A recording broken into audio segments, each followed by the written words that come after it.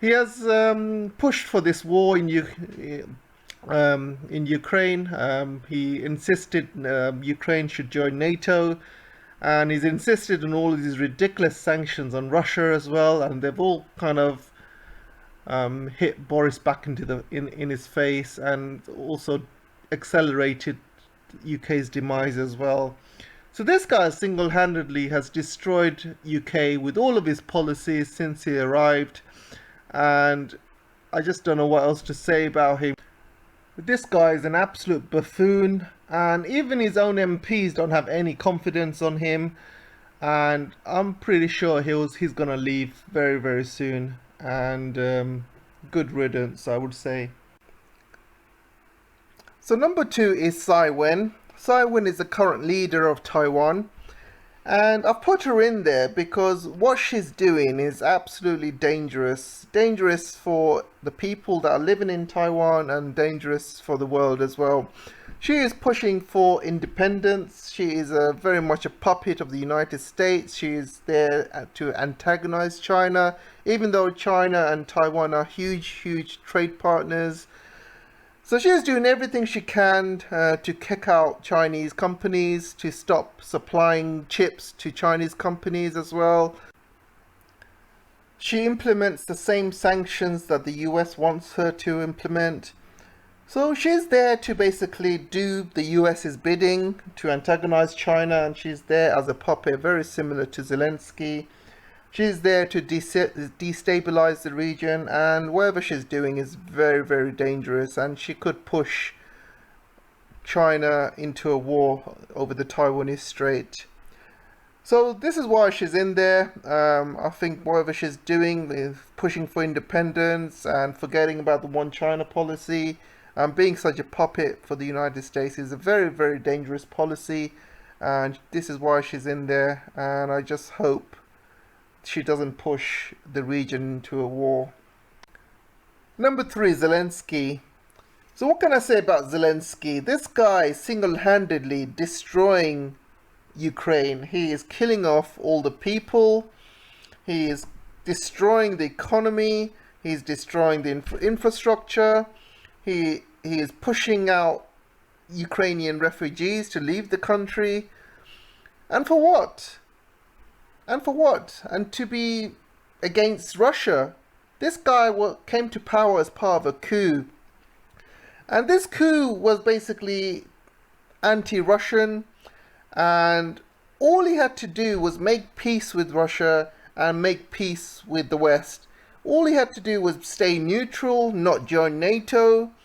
And that's all Russia wanted, and that could have been easily avoided, this war. So where are we now? We have lost over 60,000 Ukrainian men in this war. More are dying every day. We're talking about 1,000 a day. These numbers are not sustainable. I'm not even counting the amount of people that are injured or people taken as prisoners. The amount of damage done to the country, all of these major companies destroyed in Ukraine. We're talking about Mogicer is already destroyed as well, plus many other industrial plants, steel plants, Mariupol. All of these great cities and companies are destroyed. There's no industry in Ukraine anymore. Ukraine is not making any money. It's surviving on money from the West. They are not making any tax money because most people have left Ukraine, and the ones remaining are not working.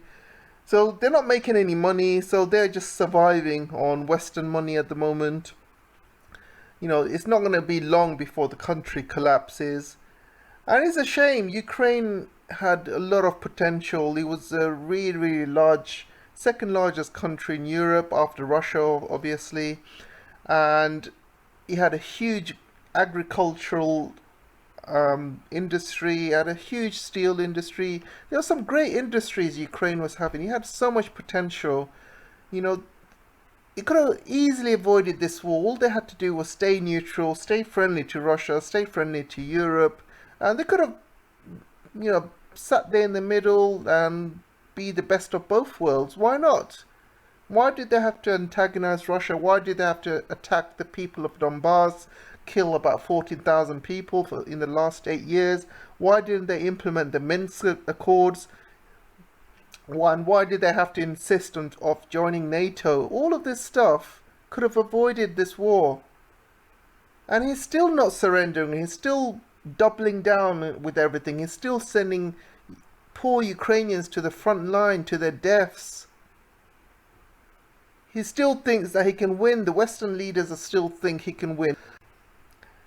Zelensky could have easily stopped this war many times, especially the times when they're having peace talks during Turkey.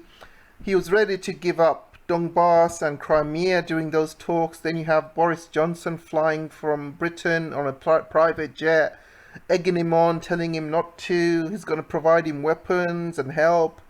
Biden gave him a call as well, telling him not to surrender.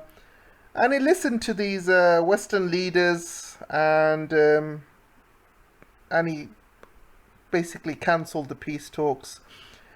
So he's still going.